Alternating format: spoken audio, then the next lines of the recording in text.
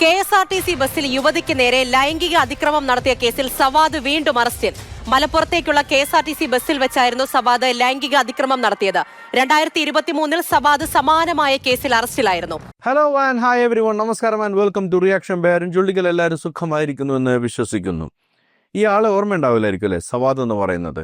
കുറെ നാളുകൾക്ക് മുമ്പാണ് KSRTC ബസ്സിൽ ഒരു പെൺകുട്ടി ഇയാൾക്കെതിരെ പ്രതികരിച്ചിരുന്നു. ആ ബസ്സിൽ 2 പെൺകുട്ടികളുടെ ഇടയിലിരുന്നാണ് ഇയാൾ യാത്ര ചെയ്തിരുന്നത്. ഇയാള് സിബ് തുറന്ന് ചില കുൽസിത പ്രവർത്തികളൊക്കെ നടത്തിയെന്നായിരുന്നു പറഞ്ഞത്. പക്ഷേ ആ വീഡിയോയിൽ ഈ സംഭവം പതിഞ്ഞിട്ടില്ല. ആ പെൺകുട്ടി സോഷ്യൽ മീഡിയയിൽ ആളാകുന്നതിന് വേണ്ടി കാണിച്ചു കൂട്ടിയ പരിപാടിയാണ്. ഇതിനിടയിൽ കണ്ടക്ടർ പിടിച്ചിട്ട് ഇവൻ കുതിരയോട് രക്ഷപ്പെടാൻ ശ്രമിക്കുന്ന രംഗമാണ്. അതിനിടയിലേക്ക് ആൾക്കാരെന്ന് സെന്റിമെന്റ്സ് എന്ന് പറയുന്നത്, അങ്ങനെ അവൻ വാഹനാപകടത്തിൽ പെട്ടിരുന്നെങ്കിൽ എന്തായിരുന്നു അതിനെ അവസ്ഥ, പാവത്തിന്റെ ജീവൻ. ഓർമ്മ വരുന്നില്ല എങ്കിൽ ഞാൻ ആ വീഡിയോ കാണിച്ചു തരാം.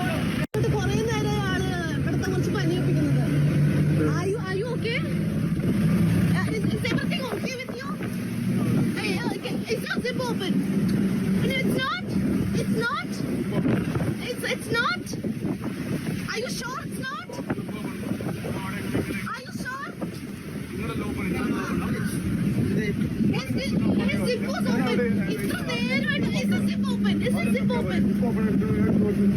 Zip open. Kore nere he was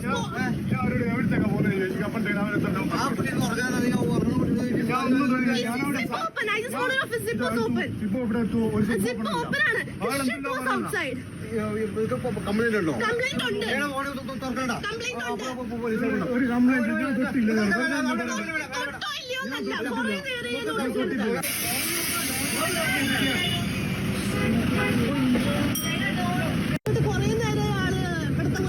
ഇതായിരുന്നു ആ സംഭവം. ഈ സംഭവത്തിന് ആദ്യം കുറെ ആളുകൾ ഈ പെൺകുട്ടി അനുകൂലിച്ച് സംസാരിച്ചെങ്കിലും പിന്നീട് ഈ സ്ത്രീക്ക് എതിരായിട്ടാണ് ആളുകൾ വന്നത്. എന്തിനു പറയുന്നു, ആ പെൺകുട്ടി ഒരു ഇന്റർവ്യൂ എടുത്തപ്പോൾ ധരിച്ചിരുന്ന ഡ്രസ്സ് വരെ ആളുകൾക്ക് പ്രശ്നമായിരുന്നു.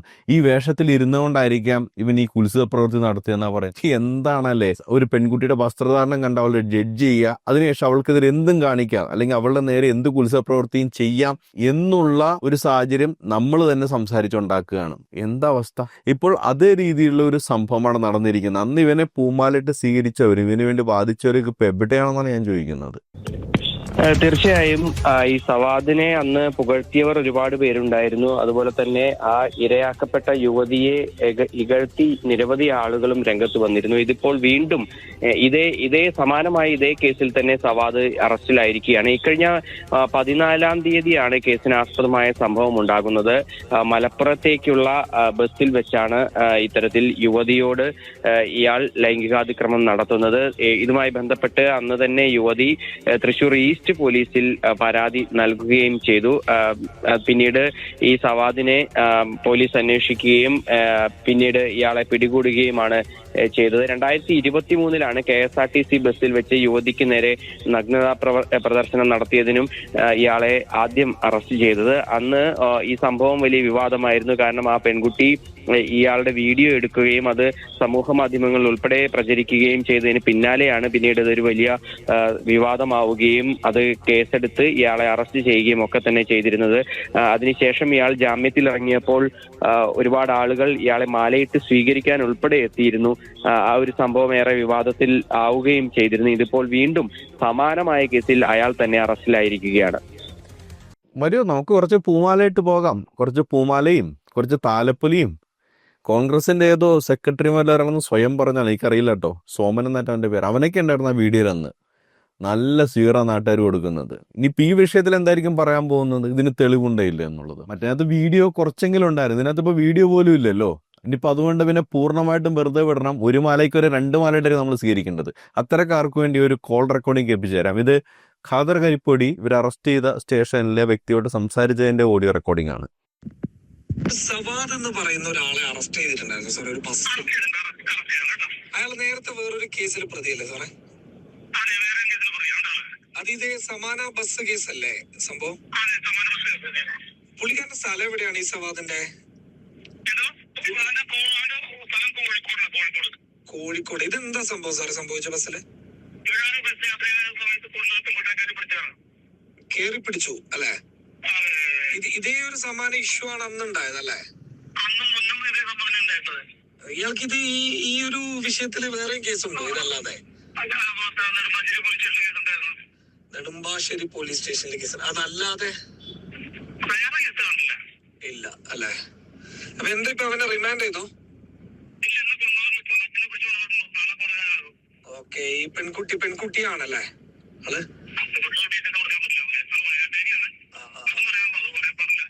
മനസ്സിലായി. ബാങ്കിൽ ഇത് സംഭവം ഇവന്റെ അസുഖമാണോ ഇനി?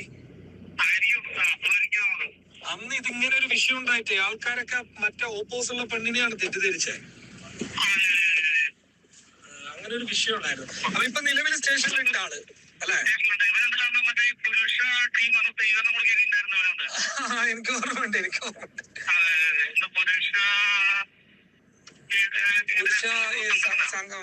ഒരു സമിതി ഉണ്ട് പുരുഷന്മാരുടെ ഒരു ടീം. എനിക്കത് അവരെ ഇവരെ തെറ്റിദ്ധരിപ്പിച്ചായിരിക്കും എന്നാണ് തോന്നുന്നത്. അപ്പൊ സമാന്തരമായിട്ടുള്ള കേസ് അന്നുണ്ടായ അതേ ഇൻസിഡന്റ് അല്ലേ? സമാന്തരമായ കേസ് അന്നുണ്ടായ അതേ ഇൻസിഡന്റ് തന്നെ. കൊള്ളാം, മനോഹരമായിട്ടുണ്ട്. പ്രോത്സാഹനം ഉണ്ടല്ലോ സമൂഹത്തിന്റെ. ഇവനക്ക് എന്ത് കാണിച്ചു കൂട്ടിയാലും എതിരെ നിൽക്കുന്ന പെൺകുട്ടിയെ ആക്രമിക്കുക, ആ പെൺകുട്ടിയുടെ വസ്ത്രധാരണം ചൂണ്ടിക്കാണിച്ചിട്ട് അത് കണ്ടിട്ടായിരിക്കും ചെയ്തിരിക്കും. ഇത് പറയുന്നതിനകത്ത് ആണുങ്ങൾ മാത്രമാണെങ്കിൽ പ്രശ്നമില്ല കേട്ടോ. ഞാനൊരു ജെൻഡർ ഡിസ്ക്രിമിനേഷൻ പറയല്ല. എന്നിരുന്നാലും ഇങ്ങനെയുള്ളവന്മാരൊക്കെ ഇപ്പം മെൻസ് അസോസിയേഷനിൽ ഇവരൊക്കെ മാലയിട്ട് സ്വീകരിക്കാൻ പോയത് അവരാണ് പറയുന്നതെങ്കിൽ ഒരു പരിധിവരെ മനസ്സിലാക്കാം സംഘബോധം കൊണ്ട് ചെയ്യുന്നതാണെന്നുള്ളത്. പക്ഷേ ചില കുലസ്ത്രീകൾ ഇറങ്ങിയിട്ടുണ്ട്. അവളങ്ങനെ വസ്ത്രം ധരിച്ചാൽ പിന്നെ എങ്ങനെ പെരുമാറാതിരിക്കും? ആണുങ്ങളെ മാത്രം കുറ്റം പറഞ്ഞിട്ട് കാര്യമില്ല. പെണ്ണുങ്ങൾ ശ്രദ്ധിക്കണം, വസ്ത്രം ധരിക്കുമ്പോൾ ശ്രദ്ധിക്കണം. ഇങ്ങനെയുള്ളതും ഇരിക്കരുത്. നമ്മളിഞ്ഞ് പൊട്ടിപ്പൊതിഞ്ഞ് പർദ്ദയിട്ട് നടക്കണം എല്ലാവരും. എല്ലാ പെൺകുട്ടികളും അങ്ങനെ നടന്നാലേ നാട്ടിലുള്ള ആണുങ്ങളൊക്കെ നന്നാവുകയുള്ളൂ. നല്ല ബെസ്റ്റ് സപ്പോർട്ടാണ് ഇവരെ വന്നു കിട്ടിക്കൊണ്ടിരിക്കുന്നത്. നിനക്കറിയാം, നാളെ ഇനി ഇതേപോലെ സംഭവിച്ചിട്ടുണ്ടെങ്കിൽ ഞാനൊരു ഇരയാക്കപ്പെട്ട വ്യക്തിയാണ് എന്ന രീതിയിൽ അവതരിപ്പിച്ചാൽ മതി. അന്ന് ഇവൻ ചെയ്തൊരു വീഡിയോ ഉണ്ട്. സ്വയം ഒന്ന് ഇരയാക്കിയിട്ട് സെന്റിമെന്റ്സ് ഒക്കെ അടിച്ചിട്ട് വലിയ താത്വിക അവലോകനം നടത്തുന്ന ഒരു വീഡിയോ ഉണ്ട് ഇവന്റെ. ഇങ്ങനെ ചെയ്യാൻ പറ്റും എന്ന് പ്രൂവ് ചെയ്ത് കഴിഞ്ഞാൽ അവർ പറയുന്ന പൈസയും കൊടുക്കും. സമൂഹത്തിൻ്റെ പ്രസക്തി നേടാനും സോഷ്യൽ മീഡിയയിൽ തരംഗം സൃഷ്ടിക്കാനും അതുപോലെ കുടുംബ പ്രശ്നങ്ങളിൽ വിജയം നേടാൻ വേണ്ടിയും മറ്റ് പല കാര്യങ്ങൾക്കും മറ്റ് പലരോടുള്ള വെറുപ്പ് തീർക്കാൻ വേണ്ടിയും അല്ലെങ്കിൽ കാമുകന്മാരുടെ അവരോടുള്ള വെറുപ്പ് തീർക്കുക, അതുപോലെ തന്നെ പല സംഭവങ്ങൾക്ക് വേണ്ടിയും ഈ സ്ത്രീകൾക്ക് വേണ്ടി ഉണ്ടാക്കിയ നിയമത്തെ ദുരുപയോഗം ചെയ്യുമ്പോൾ എത്ര നിരപരാധികളാണ് സൂയിസൈഡ് ചെയ്യുന്നത്, എത്ര നിരപരാധികളാണ് നാട് വിട്ടു പോകുന്നത്, എത്ര കുടുംബങ്ങളാണ് നശിച്ചു പോകുന്നത്. പക്ഷെ ഇതൊന്നും ഇവിടെ ആരും റിപ്പോർട്ട് ചെയ്യുന്നില്ല, ആരും അറിയുന്നില്ല, ഒന്നുമില്ല. അതൊന്നും ആരും പബ്ലിക്കിൽ കൊണ്ടുവരുമൊന്നും ചെയ്തില്ല. മറിച്ച് സ്ത്രീക്ക് എന്ത് സംഭവിച്ചു കഴിഞ്ഞാലും അത് വാർത്തയാകും, സിനിമയാകും, എന്തൊക്കെയാണ് വരിക. അപ്പം ഇവിടെ ഒരു തുല്യനീതി കാണിക്കുന്നില്ല. സ്ത്രീയായാലും പുരുഷനായാലും എല്ലാവരും സംരക്ഷിക്കപ്പെടണം. ഒരു പുരുഷനെ നശിപ്പിച്ചുകൊണ്ട് ഒരു സ്ത്രീ വളരുകയല്ല വേണ്ടത്. എല്ലാവരും സംരക്ഷിക്കപ്പെടുക തന്നെ വേണം. അതുപോലെ തന്നെ സ്ത്രീകൾക്ക് വേണ്ടി ഉണ്ടാക്കിയ നിയമത്തെ ഇതുപോലെ ദുരുപയോഗം ചെയ്യുമ്പോൾ സ്ത്രീ സംരക്ഷണത്തിന് വേണ്ടി ഉണ്ടാക്കിയ നിയമം അതിൻ്റെ വാല്യൂ നഷ്ടപ്പെടുകയാണ് ചെയ്യുന്നത്. ഇതുപോലെ ചീറ്റിംഗ് കേസുകളും അതുപോലെ തന്നെ പല കാര്യങ്ങൾക്ക് വേണ്ടിയും ദുരുപയോഗം ചെയ്യുമ്പോൾ എന്തിനാണ് നീ ഇതിങ്ങനെ കരയിപ്പിക്കണത്? എന്തിനാ നീ കരയിപ്പിക്കണത്? അവന്റെ കോപ്പിലെ താത്വിക അവലോകനം എന്താണ്? ആളുകൾ സൂയിസൈഡ് ചെയ്യാൻ പോകുന്നു, കാമുകനുള്ള ദേഷ്യം തീർക്കാൻ, വീട്ടിലെ പ്രശ്നം തീർക്കാൻ, സോഷ്യൽ മീഡിയ അറ്റൻഷൻ ലഭിക്കാൻ ദുരുപയോഗം ചെയ്യാൻ. എന്തായിരുന്നു ഇവന്റെ സുവിശേഷ പ്രസംഗം? അതിനടിയിൽ അവനെ സപ്പോർട്ട് ചെയ്യാൻ പറ്റിയ ആളുകൾ വേറെ. ഇവനിപ്പോ ഈ നാളെ ഈ കേസിൽ നിന്ന് പുറത്തിറങ്ങിയാലും പൂമാലയിട്ട് സ്വീകരിക്കാൻ ആൾക്കാരുണ്ടാവും ഇവനൊക്കെ. അപ്പോൾ എന്താണെന്ന് അടുത്ത ന്യായീകരണം എനിക്കറിയാൻ പാടില്ല. ഇനി ഇത് പുറത്തിറങ്ങിയിട്ട് ഇവൻ അടുത്ത വീഡിയോ ഇറക്കുമായിരിക്കും. എന്നിട്ട് അവന് ഇന്റർവ്യൂ എടുക്കാൻ ആൾക്കാരുണ്ട്. ഇതിപ്പോൾ ആ വീഡിയോയുടെ കുറച്ച് ഭാഗമാണ്, പൂർണ്ണമായ ഭാഗം വേറെ എവിടെയൊക്കെ ഉണ്ടെന്ന് പറയുന്നത്. അത് കാണാനുള്ള മനഃശക്തി എനിക്കില്ല. ചിലപ്പോൾ ഞാൻ പൊട്ടിക്കരഞ്ഞു പോകും അത് കണ്ടിട്ട്, ഇവന്റെ ഈ ഡയലോഗ് കേട്ട് കഴിഞ്ഞിട്ട്. അത്രമാത്രം. ഇനിയിപ്പോൾ ഇവനെ മഹാത്മാഗാന്ധിക്ക് ശേഷം ആരെന്ന ചോദ്യത്തിന് ഉത്തരമാണെന്ന് എനിക്കറിയാൻ പാടില്ല. ഇനി സവാദ് അമ്മാതിരി ഡയലോഗാണ് അവൻ അടിക്കുന്നത്. അന്ന് ഈ സ്വീകരണം നടത്തുന്ന വീഡിയോ, ആ വീഡിയോയ്ക്കടിയിൽ വന്നൊരു കമൻ്റ് ഉണ്ട്. ആ കമൻ്റ് സത്യത്തിൽ കാലത്തിന് മുന്നേ സഞ്ചരിച്ചൊരു കമൻ്റ് എന്ന് എനിക്ക് പറയാനുള്ളൂ. അതിനൊന്ന് വായിച്ചേപ്പിച്ചു തരാം. ഒന്ന് ചിന്തിച്ചു നോക്കൂ. നാളെ ഇത്തരം പ്രവൃത്തി ചെയ്യുന്നവർക്ക് ഒരു പേടിയും കാണില്ല. മാത്രമല്ല, പ്രതികരിക്കുന്ന പെൺകുട്ടികളുണ്ടെങ്കിൽ അതും കൂടെ ഇല്ലാതാക്കുന്ന പണിയല്ലേ ഇത്? കോടതിയുടെ പരിഗണനയിലിരിക്കുന്ന ഒരു കേസിൽ ഇത്തരം പ്രവൃത്തികൾ നിയമവ്യവസ്ഥയെ കൊഞ്ഞനം കുത്തും പോലെ ആയില്ലേ? ഈ സ്വീകരണം നടത്തിയ സംഭവം, അതിൻ്റെ വീഡിയോ ന്യൂസ് വന്നപ്പോൾ അതിനടിയിൽ ഇട്ടിരിക്കുന്ന ഒരു കമൻ്റാണ് ഈ സംഭവം.